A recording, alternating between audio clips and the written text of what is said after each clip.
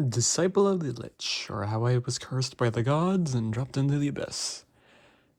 It was written by Neko Ko, illustrated by Yo Hirahara, and it is published by Seven Seas in terms of English light novel translation.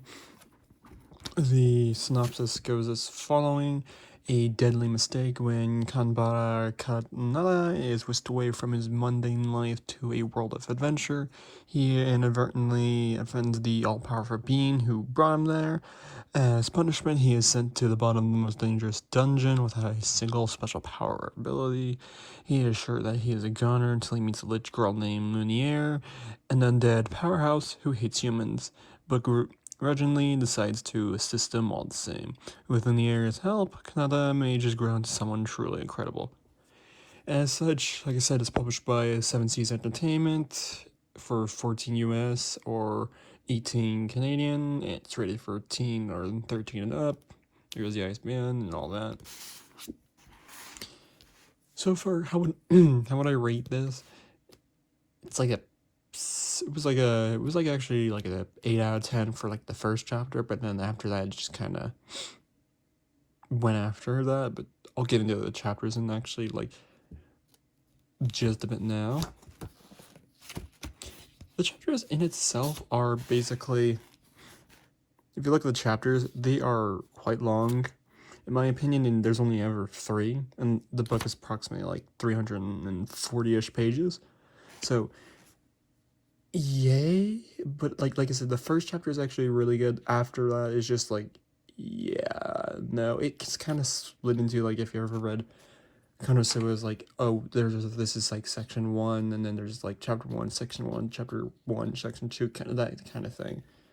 Yeah, art style, in my opinion, is quite nice. It kind of gives it like a more watercolor, like, brush look to it, which is nice, but nothing to write home about. You got basically, in terms of world building, you got the world of Lochlore, which in a way it's kind of interesting in that aspect where, like, hey, they kind of just take the isekai trope, but, and yes, this is an isekai, FYI.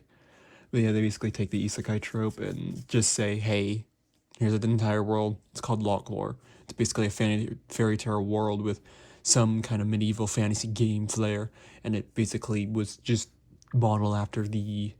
It was just actually stated to be created after the isekai novels have become popular, basically in Kanata's world.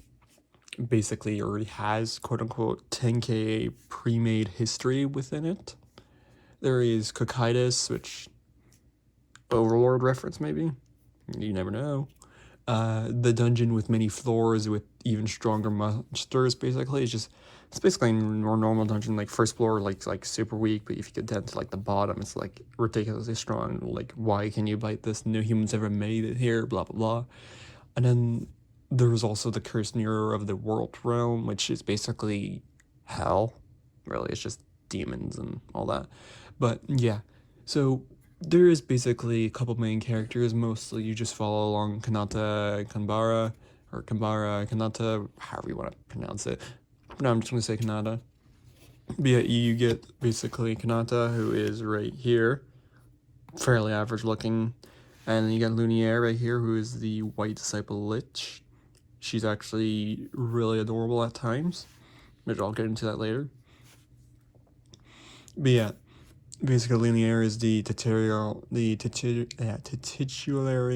lich of the series, and she basically acts like a tsundere on occasions from what I've seen, and often claims to be enjoying alone, although in the text it implies that she likes having basically a company around, even with the noble mimic, which is literally just a mimic, but just the mimic, really. It's, you can also see him on the, or it, or whatever, on the cover right here.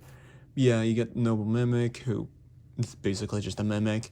But yeah, continue on with Linear. She's just described as visually beautiful, porcelain smooth skin. Her hair was completely white except for its blood red tips. And then large bright color eyes, the right being emerald with the left being crimson, with while bearing a cold expression, so kind of more like a, I don't remember what the exact term, it was like something dere. It's like, no, it wasn't cool. I don't know.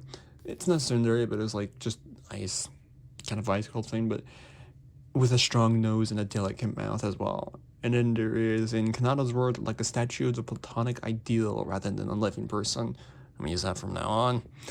Yeah, she was was previously a human before becoming a lich for about approximately 1,000 years.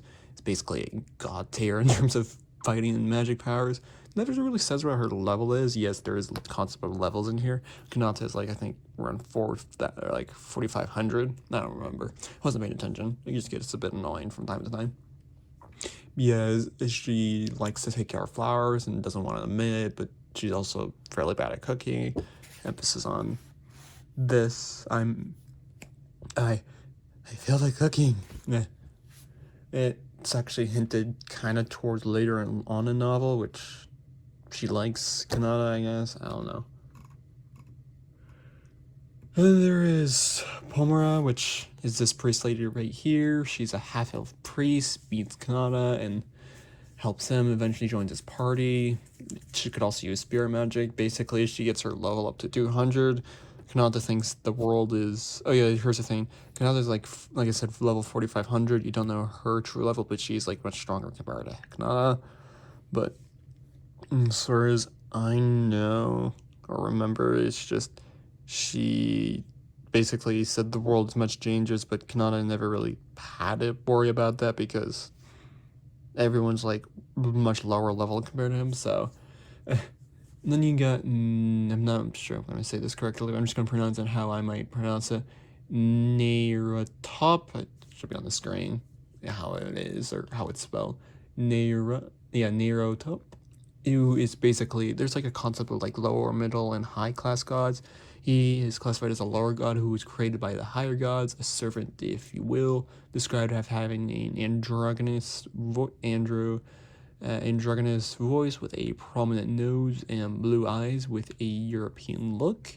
He later becomes a laughingstock towards the end because he threw Kanata purposely into the dungeon, into just basically the dungeon of Cocytus, and as he was reincarnated, he didn't really feel any attachments. He said he was like a perfect candidate, quote unquote, but he has a cat called Kuromaro, but that's basically the only thing he says he's attached, and where he was sent to the 90th floor, which that's where he meets Lumiere. But yeah, he's like enemies at like level 1,000 to 1,750 is roughly where basically no lowest floor have where no humans have been, except for I guess her. Oh yeah, there's like another character called Satan who is like the final boss. He said no one has ever beaten him in left Cocytus. Technically, Lumiere did beat him. She just never left, so yay.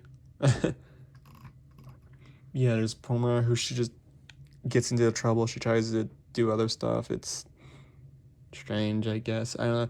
She's pretty forgettable. She's like pretty forgettable. I honestly didn't really think she was needed, but hey, you gotta have like a guiding support person instead. But yeah, basically just after like he cannot leave the like just the dungeon, it just basically goes on to your normal like power fantasy. I'm so overpowered. Why there is no one that can challenge me? Then there's communication like powerful foe, but it just kind of goes from there. Eventually, there's like a villain called Nuts. He's teased throughout the thing, but he's a quote unquote a dragonoid. He's supposedly supposed to be a bringer of terror, and he's really strong in terms of dragonoids. He resents humans. He like sacrifices for whatever reason, and like he worships the god Zolophilia, who basically just is like a weird sand creature thing. Zolophilia is just a heart of dreams, and it turns into Philia after like Kanata defeats her or whatever. Basically, just the heart of dreams was just this person after getting purified, such any curses removed from her. Basically, constantly says, play, like to play. I want to play, kind of thing, which gets annoying.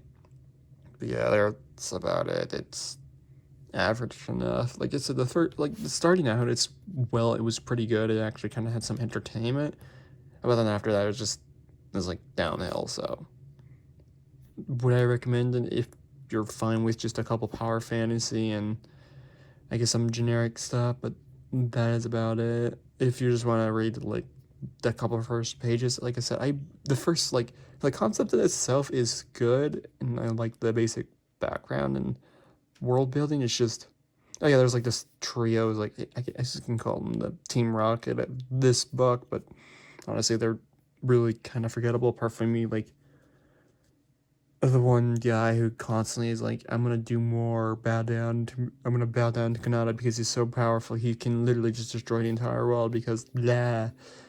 Yeah, power fantasy. It's whatever. It just gets boring. It doesn't have like a good grip to me. So enjoy if you like. If not, then don't. Bye bye.